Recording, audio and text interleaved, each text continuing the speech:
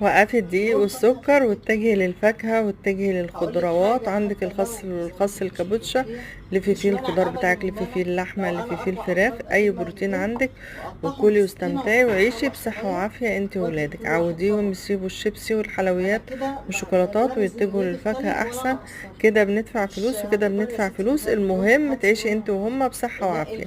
ونختم كلامنا: اللهم صل وسلم وبارك عليك يا حبيبي يا سيدي يا رسول الله. اللهم ارزقكم الصحة والعافية والسعادة وراحة يعني في رخيص وفي يعتبر عالي شويه.